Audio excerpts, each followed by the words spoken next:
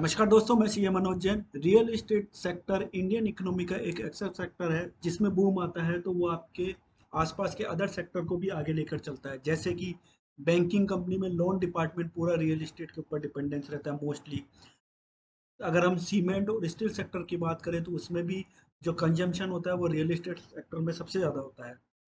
जैसे ही जीएसटी आया, real estate sector को ऐसा लगा कि उसमें काफ़ी कुछ सुधार आएगा, क्योंकि सर्विस टैक्स और वैट के टाइम पे उनको दोनों टैक्सेस पे करने पड़ते थे। जीएसटी आने के बाद में ये बता दिया गया कि रियल एस्टेट की सर्विसेज जो हैं वो सर्विस मानी जाएगी, और सर्विस और आपको जीएसटी जो है एज ए सर्विस के ऊपर टैक्स पे करना है फ्रेंड्स। लेकिन क्या हुआ, 1/4/2019 आया तो जीएसटी के जो 31/3/2019 तक जो प्रोविजंस, रूल्स, रेगुलेशन चल रहे थे वो ड्रास्टिकली चेंज कर दिए गए। और आज हम जो वीडियो में डिस्कस करेंगे वो यही बात करेंगे कि आज की तारीख में, क्योंकि 1/4/2019 को GST on real estate completely change हो गया था, तो आज जो प्रोविजन चल रहे हैं, जो बेनिफिट मिले हैं वो क्या है वो बात करेंगे। फ्रेंड्स, स्टार्ट करते हैं। सबसे पहले 1/4/2019 को जीएसटी रेट क्या थी, इसके लिए आपको ध्यान से 5 चीज़ों को समझना होगा। सबसे पहले 1/4/2019 के बाद में जो प्रोजेक्ट है उसको दो पार्ट में डिवाइड किया गया। पहला रेजिडेंशियल रियल एस्टेट प्रोजेक्ट और रियल एस्टेट प्रोजेक्ट। और जो उसके अंदर यूनिट बनी, जो कंस्ट्रक्शन हुआ, उसको 3 चीज़ों में डिवाइड किया गया। अफोर्डेबल हो सकती है रेजिडेंशियल अपार्टमेंट हो सकता है, और कमर्शियल अपार्टमेंट हो सकता है। इसके लिए 3 रेट डिवाइड की गई। इफेक्टिव रेट देखें तो अफोर्डेबल रेजिडेंशियल यूनिट की 1.5%, रेजिडेंशियल यूनिट की 7.5%, कमर्शियल यूनिट की 18%। लेकिन क्योंकि 1/3 इसमें डिडक्शन मिलता है टुवर्ड्स लैंड, तो अगर इफेक्टिव रेट देखें तो चाहे वो रेजिडेंशियल रियल एस्टेट प्रोजेक्ट हो या रियल एस्टेट प्रोजेक्ट हो, ये होते क्या है वो अभी हम देखेंगे डेफिनेशन में। चाहे तो अफोर्डेबल रेजिडेंशियल अपार्टमेंट रेजिडेंशियल में हो या रियल एस्टेट में हो, 1% नो आईटीसी के साथ में उस पर टैक्स लगने वाला है।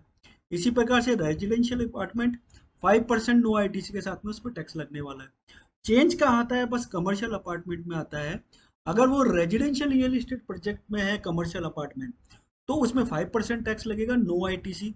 बट अगर वही रियल एस्टेट प्रोजेक्ट में है तो कमर्शियल अपार्टमेंट 12% विद आईटीसी। अब यहाँ पर ये दो टर्म्स हमको समझना कंपलसरी है कि रेजिडेंशियल रियल एस्टेट प्रोजेक्ट क्या होता है, रियल एस्टेट प्रोजेक्ट क्या होता है। Basically residential real estate project वो प्रोजेक्ट होते हैं जिसमें टोटल कारपेट एरिया सारे अपार्टमेंट को उस पर्टिकुलर प्रोजेक्ट का इंक्लूड करते हुए, अगर कमर्शियल अपार्टमेंट का जो कारपेट एरिया है वो 15% से ज़्यादा नहीं है तो वो रेजिडेंशियल रियल एस्टेट प्रोजेक्ट होता है।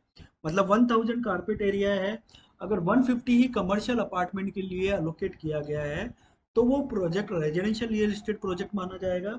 और जो वो 150 कारपेट एरिया है उस पर भी जो टैक्स लगेगा वो 5% ही लगेगा। 15% से जैसे ही ज़्यादा हो जाता है तो वो रियल इस्टेट प्रोजेक्ट हो जाता है। और रियल इस्टेट प्रोजेक्ट आते ही जो कमर्शियल अपार्टमेंट पे टैक्स रेट लगने वाला है वो 12% विद आईटीसी आपको मिलेगा। फ्रेंड्स, यहाँ पर हमने एक और टर्मिनोलॉजी देखी थी, वो थी affordable residential apartment. Affordable residential apartment का मतलब क्या होता है कि अगर वो प्रोजेक्ट मेट्रोपॉलिटन सिटीज में है तो उसमें जो अपार्टमेंट है उसका एरिया अगर 60 स्क्वायर मीटर से ज़्यादा नहीं है, या फिर अगर वो अदर देन मेट्रोपॉलिटन सिटीज़ में है और जो अपार्टमेंट का एरिया है वो 90 स्क्वायर मीटर से ज़्यादा नहीं है, और जो उस पे मतलब या तो इन दोनों में से एक हो गया, और उसके साथ साथ बिल्डर जो चार्ज कर रहा है वो 45 लाख रुपीज़ से ज़्यादा नहीं है, तो ये अफोर्डेबल रेजिडेंशियल अपार्टमेंट हो गया है।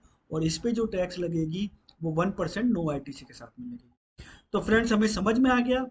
अगेन मैं यहाँ पे रिपीट करता हूँ कि जो टैक्स रेट लगेगी वो लगेगी किसको देखकर कि वो अफोर्डेबल है या रेजिडेंशियल है या कमर्शियल है।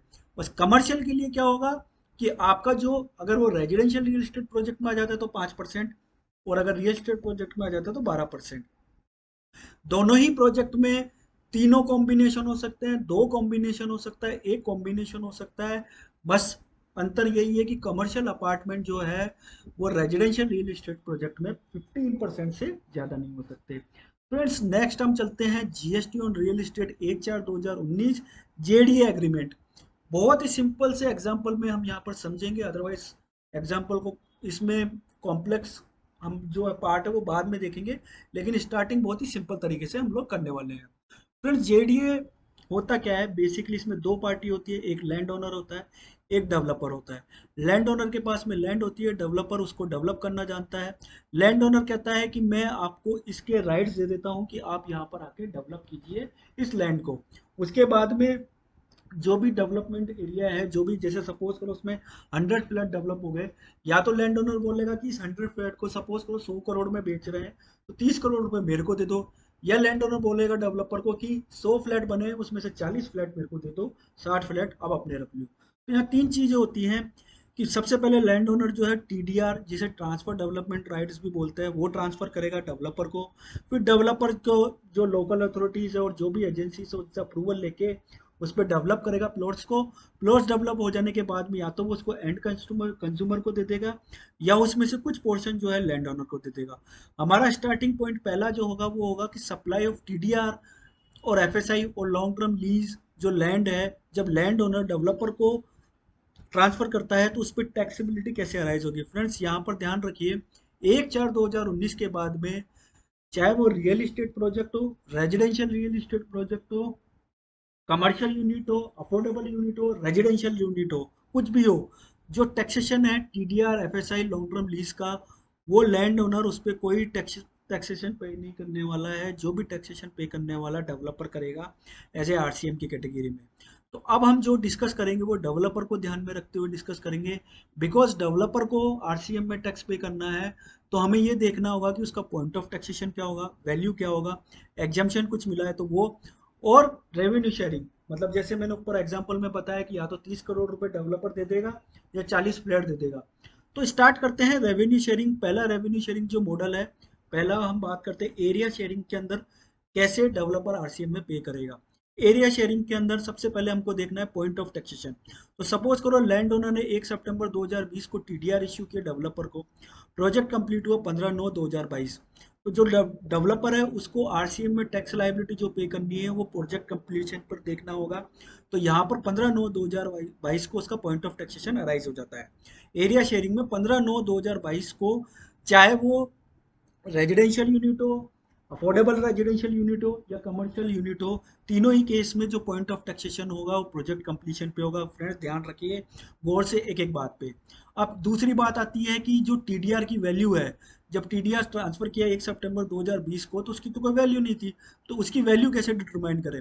इस केस में जो टीडीआर की वैल्यूज है उसको डिटरमाइन करने के लिए, जैसे कि 1 सितंबर 2020 को लैंड ओनर ने डेवलपर को ट्रांसफर कर दिया, तो इस डेट से के बाद में और बिफोर सीसी कंप्लीशन जो भी प्रमोटर ने एक इंडिपेंडेंट बायर से सिमिलर अपार्टमेंट के लिए चार्ज किया है nearest to the date of which development right और FSI transfer by the land owner to the promoter, तो प्रमोटर ने जो भी इंडिपेंडेंट बायर से इस सिमिलर अपार्टमेंट के लिए जो भी प्राइस चार्ज की है वो टीडीआर वैल्यू मानी जाएगी। तो हमने अजम्पशन कर लिया कि 90 लाख रुपीस मेरी टीडीआर वैल्यू आ गई। अब हमने बोला था कि एग्जम्पशन भी मिलता है डेवलपर को। तो एग्जम्पशन जो है वो मिलता है केवल रेजिडेंशियल अपार्टमेंट के लिए और अफोर्डेबल रेजिडेंशियल अपार्टमेंट के लिए। सपोज इस बिल्डिंग पर जो उसको ट्रांसफर किए गए 100 फ्लैट बिल्ड किए गए, उसमें से 90 फ्लैट रेजिडेंशियल थे। उस 90 फ्लैट को 70 फ्लैट ऐसे थे जो बिफोर कंप्लीशन पर बेच दिए। तो अगर 70 फ्लैट्स बिफोर कंप्लीशन बेच दिए तो जो डेवलपर है उसको 70 फ्लैट पर कोई भी आरसीएम लाइबिलिटी पे नहीं करनी है। जो 20 फ्लैट अनसोल्ड रह गए, रेजिडेंशियल अनसोल्ड रह गए, उस पर जो है 18% 12% के हिसाब से उनको जो है आरसीएम पे करनी पड़ेगी।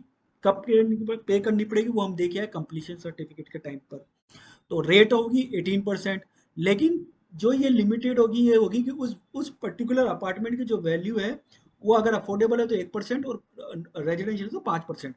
ये तो बात हुई कमर्शियल की, रेजिडेंशियल की। लेकिन कमर्शियल जो 10 यूनिट है, चाहे वो बिफोर कंप्लीशन बेचे या आफ्टर कंप्लीशन बेचे, उसमें आपको 100 मतलब उस 10 प्लेयर्स पर आपको बिल्डर को डेवलपर को आरसीएम पे करना ही होगा, उसमें कोई एग्जेम्पशन नहीं है। तो फ्रेंड्स ये एरिया शेयरिंग थी। रेवेन्यू शेयरिंग हम दूसरे पार्ट में देखेंगे। मैं एक इसका कंप्लीट सीरीज बना रहा हूँ जिसमें नॉर्मल एफएक्यू से लेके एंड तक हम जाएंगे, पूरा कॉम्प्लेक्स ट्रांजैक्शन समझेंगे। वीडियो अगर अच्छा लगा हो तो लाइक शेयर एंड सब्सक्राइब करना ना भूलें। आपके कमेंट पे ही पार्ट सेकंड आएगा। टिल देन जय हिंद जय भारत, धन्यवाद।